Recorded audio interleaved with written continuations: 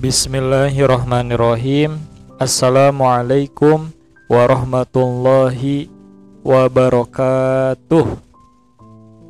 Alhamdulillah hamdan katsiran thayyiban mubarakan fih. Allahumma sholli ala sayyidina Muhammad wa ala alihi wa sahbihi ajmain, amma ba'du. Rabbi shrahli sadri wa yassirli amri wahlul 'uqdatam min lisani yafqahu qawli. Qalu subhanaka la ilma lana illa ma 'allamtana innaka antal alimul hakim. Rabbi zidni ilman warzuqni fahman wa amalan mutaqabbalan. Amin ya Allah ya rabbal alamin. Alhamdulillahirabbil alamin. Adik-adik semuanya, kita sekarang dapat bertemu kembali ya di rangkaian episode Cinta Nabi Muhammad Sallallahu Alaihi Wasallam. Alhamdulillah Pak Asep masih diberikan kesempatan sama Allah Subhanahu Wa Taala untuk senantiasa selalu berbagi kebaikan dengan adik-adik semuanya ya. Dan bersyukur juga adik-adik sekarang bisa nonton Pak Asep dalam keadaan sehat walafiat. Dan Pak Asep doakan jika di antara adik-adik ada yang diuji sama Allah dengan karunia sakit ya, nggak sehat, semoga segera diangkat penyakitnya sama Allah, diganti dengan keadaan sehat walafiat, dan semoga keadaan sakit tersebut menjadi pelebur dosa bagi adik-adik semuanya ya. Amin ya Allah ya rabbal alamin. Nah adik-adik semuanya, hari ini Pak Asep bakalan menceritakan kembali lagi ya tentang kisah agungnya, mulianya dari akhlaknya Nabi Muhammad Sallallahu Alaihi Wasallam. Sebagaimana kita ketahui ya adik-adik semuanya, pasti adik-adik udah pada tahu bahwa Nabi Muhammad Sallallahu Alaihi Wasallam itu adalah seorang utusan Allah ya, yang mempunyai akhlak yang sangat mulia, akhlak yang sangat mulia, dan bisa dijadikan sebagai suri tauladan dan idola bagi kita semua. Idolanya itu, teladannya itu sepanjang masa ya, kayak gitu. Bahkan kemarin kan adik-adik udah pada nonton ya dari episode pertama sampai ke episode kelima, betapa luar biasanya perjuangan pengorbanan dari Nabi Muhammad Shallallahu Alaihi Wasallam untuk menyebarkan agama Islam ke seluruh alam semesta ini, bahkan hingga sampai kepada kita semua sekarang. Nah, kita bisa memeluk agama Islam pun sekarang itu adalah berkat dari perjuangan Nabi Muhammad Shallallahu Alaihi Wasallam yang ditolong, yang selalu dibimbing sama Allah Subhanahu Wa Taala hingga sampai kepada kita semua, kayak gitu ya. Dari Nabi Muhammad mengajarkan kepada para sahabatnya, para sahabat mengajarkan kepada para tabi'in mengajarkan kepada para tabi'ut tabi'in, kemudian ke ulama-ulama pada zaman itu, kemudian sampai ke ulama-ulama para guru keagamaan Islam pada masa kita ya hari ini. Alhamdulillahirabbil alamin, kita sekarang ada dalam keadaan sehat dan beragama Islam. Alhamdulillahirabbil alamin ya, kayak gitu. Nah, sekarang Pak Asep bakalan mengisahkan lagi ya kisah yang terbaru supaya kisah ini dapat membuat adik-adik semakin cinta kepada Nabi Muhammad Sallallahu Alaihi Wasallam. Nah, kisah ini adik-adik semuanya dimulai dari ketika Rasulullah Sallallahu Alaihi Wasallam sedang melaksanakan ibadah ya, sedang melaksanakan ibadah sholat di Ka'bah, di dekat Ka'bah ya, kayak gitu. Nah, ketika Rasulullah sedang melaksanakan ibadah sholat di Ka'bah ya, nah ternyata adik-adik semuanya, para komplotan jahat kaum kafir Quraisy yang dipimpin oleh Abu Jahal sudah membuat rencana untuk supaya Nabi Muhammad itu enggak lagi beribadah di dekat Ka'bah, supaya Nabi Muhammad itu kapok menyebarkan agama Islam. Jadi mereka ya, kaum kafir Quraisy sudah membuat rencana. Rencana ini rencana yang sangat tidak mengenakan dan keterlaluan bagi Nabi Muhammad SAW. Rencananya apa, Pak Asep? Nah, rencananya itu kalau adik-adik sering baca buku sejarah Islam, pasti adik-adik bakalan tahu kisah ini nih. Jadi ketika Rasul ya sedang beribadah sholat di dekat Ka'bah. Nah, Abu Jahal dan beberapa kaum kafir Quraisy ini merencanakan perbuatan jahatnya, yaitu mereka mengusulkan agar tubuh Rasulullah dikotori dengan isi kotoran perut unta milik seorang penduduk yang baru menyembelih untanya. Jadi ketika Nabi Muhammad sedang menyembah Allah ya, sedang beribadah kepada Allah di dekat Ka'bah.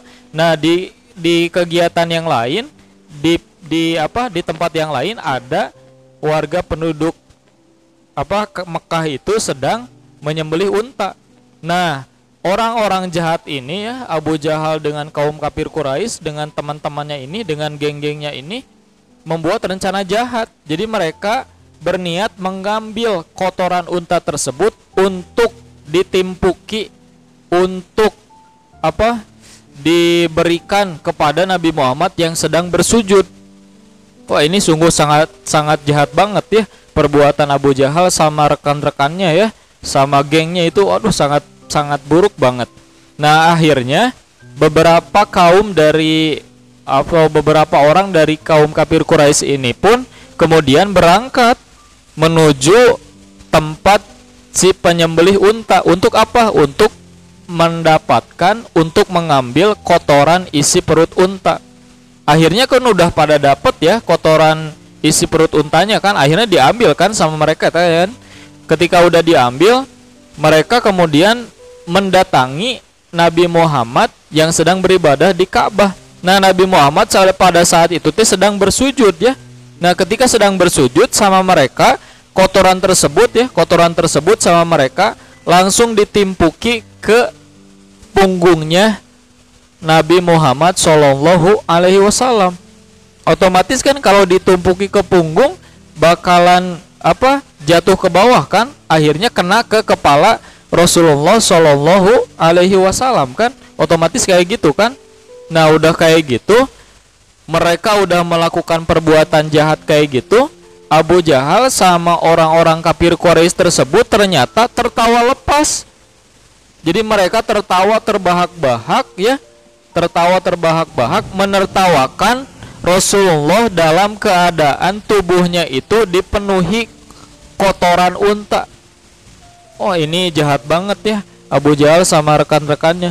Ini Nabi Muhammad lagi beribadah kepada Allah, lagi sujud, ditimpuki kotoran unta. Coba kalau kita pasti gak bakalan mampu kalau ada dalam kondisi tersebut ya. Ini Nabi Muhammad akhlaknya itu sangat mulia banget gitu. Beliau sabar ketika mendapatkan perlakuan seperti itu. Beliau itu sabar. Jadi beliau sabar ketika mendapat perlakuan seperti itu. Jadi ketika beliau tetap bersujudnya, beliau tetap bersujud Nabi Muhammad. Jadi enggak bisa mengangkat tubuhnya, tetap sujud. Nah, Abu Jahal sama rekan-rekannya tuh rusuh tertawa. Bahasa Sundanya mah nyengseri ke Nabi Muhammad. Ini sungguh keterlaluan kan? Keterlaluan banget kan perbuatan mereka ya kepada Nabi Muhammad. Nah, ternyata ketika Nabi Muhammad sedang ditimpuki kotoran unta, ada sahabat Nabi Muhammad yaitu Abdullah bin Mas'ud sedang menyaksikan. Tapi Abdullah bin Mas'ud karena badannya itu kecil, jadi beliau nggak bisa berbuat apa-apa. Beliau nggak bisa menolong Nabi Muhammad Shallallahu Alaihi Wasallam. Dan pada saat itu juga kaum muslimin masih sedikit ya, belum banyak kayak gitu. Nah, akhirnya perlakuan tersebut ternyata sampai ke telinganya Siti Fatimah. Yaitu Siti Fatimah itu siapa Pak Asep? Siti Fatimah itu putrinya Rasulullah Shallallahu Alaihi Wasallam. Akhirnya kan peristiwa tersebut membuat Siti Fatimah kaget kan. Fatimah Az-Zahra pasti kaget banget kan. Ayahnya ketika sujud ditimpuki kotoran unta. Pasti dalam hatinya itu ada rasa sedih, ada rasa marah juga ya. Kayak gitu karena itu ayahnya. Coba kalau ayah kita diperlakukan seperti itu, kita pasti bakalan sama kondisinya kayak Siti Fatimah. Kita bakalan sakit hati, kita bakalan marah pada orang-orang yang melakukan perbuatan jahat itu. Akhirnya ketika Siti Fatimah mendengar kabar tersebut, Siti Fatimah langsung berlari menuju ayahnya yang sedang bersujud, yang masih bersujud di dekat Ka'bah dengan kondisi tubuhnya dipenuhi kotoran isi perut unta. Akhirnya kan sama Siti Fatimah teh langsung dibersihan tuh teh. Dibersihan dalam hati dan pikirannya juga, dalam matanya juga sambil nangis berkaca-kaca. Ini ayah saya, ini Rasulullah, utusan Allah, diperlakukan seperti ini. Sungguh sangat keterlaluan. Kata Siti Fatimah teh dibersihan ya, kayak gitu udah dibersihan. Nah, Fatimah langsung menghampiri Abu Jahal sama rekan-rekan kaum kafir Quraisynya. Apa yang dilakukan oleh Siti Fatimah? Siti Fatimah memarah-marahi, memaki-maki perlakuan dari Abu Jahal. Nah, ternyata Abu Jahal ketika dimarahi sama Siti Fatimah ya, yang ketika itu teh usianya sekitar 9 sampai 11 tahun lah usianya. Masih anak gadis kecil ya. Nah, Abu Jahal dimarahi sama Siti Fatimah, dimaki habis-habisan sama Siti Fatimah. Kayak gitu.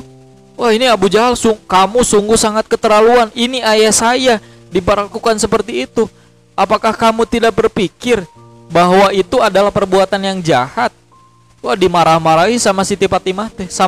Nah, Abu Jahal ketika dimarahi sama anak gadis kecil sama Siti Fatimah, gak bisa berbuat apa-apa. Abu Jahal teh malah diem weh. Abu Jahal teh diem, terengah-engah ya kayak gitu, gak bisa membalas perkataan dari Siti Fatimah. Akhirnya Abu Jahal sama rekan-rekannya itu malu karena mereka dimarah-marahi sama anak gadis kecil. Kayak gitu. Udah beres kayak gitu ya, udah dibersihin sama Siti Fatimah, langsung Rasulullah itu berdoa kepada Allah. Berdoanya itu seperti ini. Ya Allah, aku serahkan urusan kaum Quraisy ini kepadamu. Rasul mengulang doa ini sebanyak 3 kali. Nah, mereka ya Abu Jahal sama rekan-rekannya juga ternyata mendengar doa dari Rasulullah. Nah, mereka juga ternyata ketakutan mendengar doa dari seorang utusan Allah karena mereka yakin doa dari Rasul itu bakalan diijabah sama Allah. Akhirnya mereka tuh langsung khawatir takut doa Nabi itu pasti terkabul, khawatir mereka teh kayak gitu. Nah, Rasul pun ketika udah selesai berdoa seperti itu ya, disebutin sama Rasul nama-nama orang yang telah berbuat jahat kepadanya. Orang-orang tersebut diantaranya nih, ada nih orang-orang jahat tersebut nih sama Pak Asep disebutin ya. Ada Abu Jahal bin Hisham, ada Utbah bin Robi'ah nih, ada Umayyah bin Khalaf, ya, ada Al-Walid bin Utbah, ada Uqbah bin Abi Mu'aid, ada Umaroh bin Al-Walid nih. Nah, mereka disebutin nama-namanya sama Nabi Muhammad. Mereka teh ketika disebutin nama-namanya ya, si Abu Jahal sama kaum kafir Quraisynya ketakutan mereka teh. Wah, takut, khawatir. Akhirnya ternyata beberapa lama kemudian doa dari Rasul tersebut diijabah sama Allah. Orang-orang yang telah melakukan perbuatan jahat kepada Nabi Muhammad ya, mereka semuanya mati tewas mengenaskan dalam perang Badar. Ya, dalam perang Badar. Jadi mereka semuanya mati terbunuh pada saat perang Badar. Kayak gitu. Ya, itu diijabah sama Allah doa Rasul itu. Ya, karena Allah juga tidak rela utusannya yaitu Nabi Muhammad diperlakukan seperti itu. Allah nggak rela, ini utusan Allah, ini seorang nabi ya, seorang nabi yang membimbing umat dalam kebaikan, malah ditimpuki dengan kotoran unta. Allah juga pasti marah dengan perlakuan dari Abu Jahal dan rekan-rekannya. Kayak gitu. Ya. Nah, dari kisah ini coba adik-adik, pasti bakalan lebih mencintai lagi kepada Nabi Muhammad. Karena apa ya? Karena perjuangan Nabi Muhammad untuk menyebarkan agama Islam sungguh sangat mulia adik-adik semuanya. Ketika adik-adik tahu ya, udah tahu kisah ini, ya adik-adik yang diharapkan sama Pak Asep, adik-adik bisa mencontoh perbuatan baik, menjadikan Rasulullah sebagai idola, suri tauladan sepanjang masa adik-adik semuanya. Kayak gitu. Betapa mulianya, betapa indahnya perjuangan pengorbanan dari Nabi Muhammad SAW agar Islam itu sampai kepada kita semua, adik-adik semuanya. Kayak itu. Agar kita itu dapat berkumpul dengan Rasulullah di surganya Allah Subhanahu wa Ta'ala. Kayak gitu ya. Karena yang diniatkan sama Pak Asep ya, ketika Pak Asep membuat program kebaikan ini ya, Pak Asep berharap bisa menumbuhkan kecintaan adik-adik kepada Nabi Muhammad. Adik-adik bisa mengingat-ingat, menelusuri, memahami perjuangan dari Nabi Muhammad Shallallahu Alaihi Wasallam.